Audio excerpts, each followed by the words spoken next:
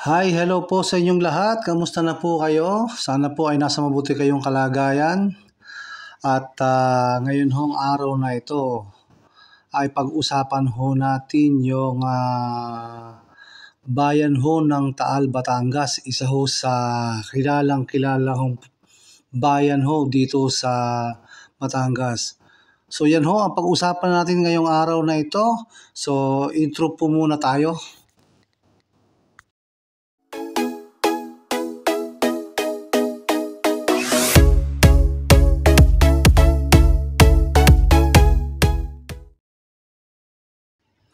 Ang Taal ho ay kilalang kilala sa Taal Basilica ho, isang napakalaking simbahan ho, at ito ay tinuturing na isa sa pinakamalaki na simbahan ho sa buong Asya. At dyan din ho matatagpuan ang mga magaganda hong ancestral house katulad ho niyan kay Leon Apasible na pinsan ho ni Dr. Jose Rizal. At diyan nyo rin makikita ang bahay ho ni Marcela Agoncillo kung saan ho siya ang nanahi ng ating bandila.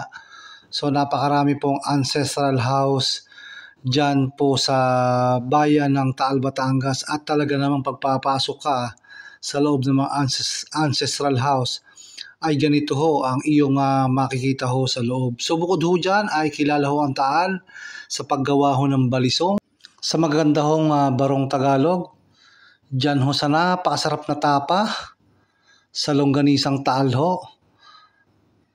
So ito ho yung magandang munisipyo ho at makasaysayan dyan po sa bayan ho ng Taal, Batangas na nakaharap po sa may simbahan.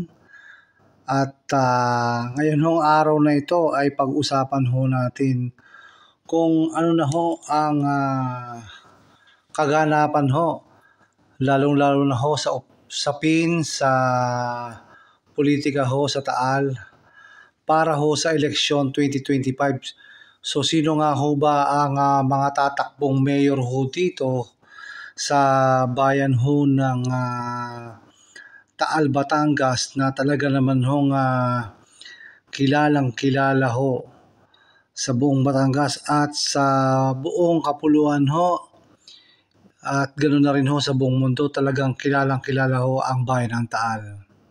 Ang kasalukuyan pong mayor dyan ay si Fulgencio Pong Mercado po, na unang nahalal sa unang termino niya noong 2016 to 2019, at sa pangalawang termino po niya noong 2019 naman hanggang 2022 po.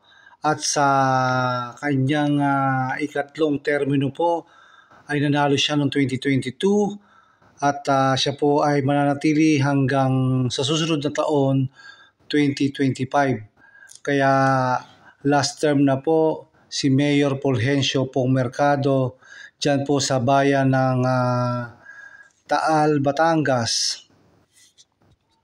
At sa mga nagdaang mga buwan ho na nakalipas ay napansin natin sa iba't ibang dako ho ng Taal, Batangas, ay meron hong nakasulat na Aaron Mercado. So ang alam po natin, ito po yung anak ni Mayor Pong Mercado, na sa tingin ng lahat ay ito ang sunod na ilalaban niya dahil nga po siya ay third termer ng mayor. So ito po si Aaron Martin Mercado, ang anak po ni current Mayor Pong Mercado po ng Taal, Batangas. So nakita po natin na siya ay na-involve o nai-involve sa mga programa po ng Taal, Batangas, kasama po ang kanyang ama. Ayan po, sa pamimigay po ng mga iba't ibang klase ng pinamimigay nila sa mga barangay ng Taal, Batangas. Sa lahat-lahat ho ng programa ay makikita ho natin na kasama ng Mayor Pong Mercado ang kanyang anak na si Aaron Martin Mercado. Kaya ito na siguro ang susunod na ilalaban niya sa pagka-mayor sa susunod ho na 2025 election. So yan ho, nangyari nga ho ang bagay na yan dahil ho nung October 8 ay nagsama-sama ang team ho ni Aaron Mercado at kumpirmado hong siya ang una hong lalaban ng pagka-mayor ho diyan ho sa bayan ho ng Taal, Batangas. Ayan ho, tinaas pa ho ang kamay niya ni Loren Regarda, ang ating senador, at ang kanyang anak na lalaban naman ho ng congressman sa unang distrito ho ng Batangas. So ayan ho, at talagang sigurado na ho na tatakbo ng mayor ito pong si Aaron Mercado. Hindi ho natin alam kung anong background nito, pero alam ho natin ay siya ho ay nakasama ng kanyang ama sa pag-iikot, sa pamimigay ho ng mga iba't ibang pribilehiyo na pinibigay sa mga tao, mga tulong at iba't ibang programang nakakatulong dyan sa bayan ho ng Taal. So ang susunod ho na lalaban ho dyan ay sigurado na rin ho itong si retired Colonel Romeo Boyet Baleros. So ito ho ay pangalawang laban niya na ho ito dahil ho noong election 2022 ho. Ito ho yung nakalaban ni Mayor Pong Mercado ho noong 2022. So ito ho ay pangalawang laban na ho ni retired Colonel Romeo Boyet Baleros at talaga namang susubok muli itong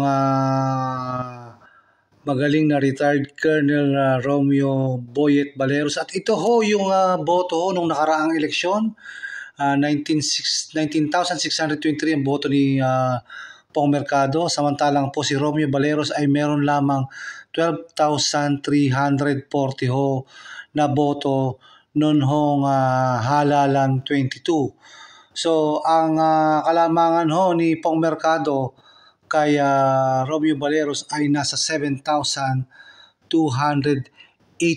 votes po. Ito po ho yung nangyari noon hong halalan 2022 ho sa kanilang pakikipaglaban sa posisyon ho na mayor ng Taal, Batangas. Kaya ho sa pangatlong termino ay muling nagwagi ho si Pong Mercado. So ito pinakita ko lang sa inyo kung ano ho ang hatol ng mga taga Taal, Batangas noon hong ginanap ang halalan 2022. So ito ho si Romeo Baleros ay naging chief of police ho ng mga bayan ng Albay, Ginobatan at iba't ibang hong bayan ho sa Bicol at ganoon na rin ho sa Rizal, sa Kalayaan Municipal Police Station sa Laguna. So yan ho ang mga posisyon na hinawakan ho ni Romeo Baleros at noong taong 2015 siya ay na-promote bilang isang police colonel at naitalaga bilang regional commander ng CIDG at siya po ay may 21 medalya ng kagalingan, 48 medalya ng papuri, 27 medalya ng kasanayan sa buong kanyang paglilingkod sa Luzon, Visayas at Mindanao. So yan ho ang track record ni Romeo Baleros at bago ho siya mag-retire ay siya po ay naging provincial director ng PNP sa lalawigan ho ng Negros Occidental. So naging maganda ho ang kanyang mga record nung siya'y namumuno sa PNP. So siya po ang pangalawang lalaban ng mayor at susubok muli hingin ang oo ng lahat ng mga Taaleños. Ito pong si retired Colonel Romeo Baleros. At noong mga nagdaang buwan ay marami din hong nagkalat na tarpaulin na ganito ang nakalagay, Attorney Neni Mercado Bainto para sa bagong Taal ho. So marami ho tayong nakita na yan na nagkalat ho at ang alam ng lahat ay ito po'y lalaban ng pagka-mayor. So nagkatotoo nga po ang hula ng mga taga-Taaleño na tong si Attorney na Irisa o sa kilalang Nene Mercado Bainto ay nag-file din po ng COC niya sa bayan ho ng Taal upang lumaban ho sa pagka-mayor ho ng bayan ho ng Taal, Batangas. So ayan ho, kumpirmado si Attorney Nene Mercado Bainto. Ang pagkakaalam ho natin ay ito ho ay pinsan din ni Aaron Martin Mercado. So meron ho akong mga nakita na siya po ay pinsan. So ito po ang mga naging background o naging trabaho po ni Attorney Nene Mercado Bainto.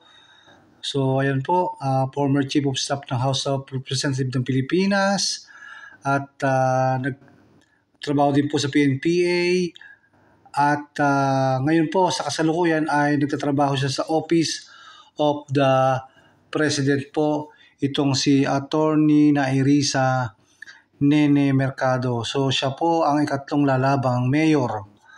At may nakita po tayong mga post dito na siya pala ay lumaban bilang second nominee noong 2022. Ito pong si Attorney Nene Mercado Bainto bilang second nominee ng Bahay Party List.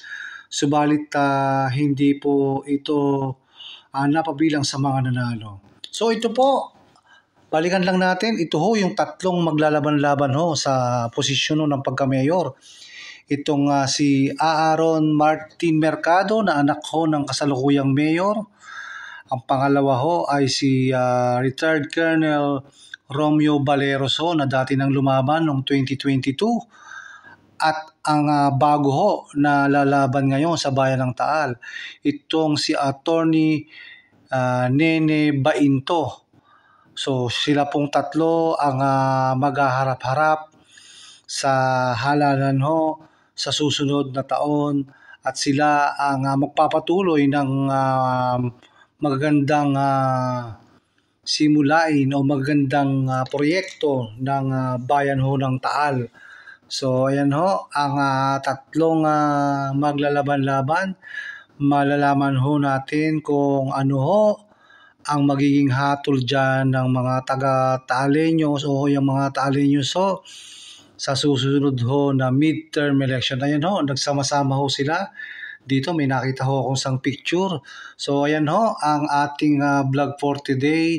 Itong labanan ho ng mayor ho dyan ho sa bayan o sa makasaysayang bayan ho ng Taal. So abangan ho natin kung ano mangyayari ho dito sa labanan ho ng politika, lalo na po sa posisyon ng mayor sa bayan ho ng Taal. So yan po, aabangan natin yan at malalaman natin next year kung sino ho ang kanilang iboboto sa tatlong yan. Yung anak ba ng kasalukuyang mayor o yung dating lumaban ng mayor last year na marami din hong nakuhang boto, o ito hong bagong nagpapakilala na si Attorney Nene Mercado Bainto. Yan ho ang malalaman natin sa susunod na taon.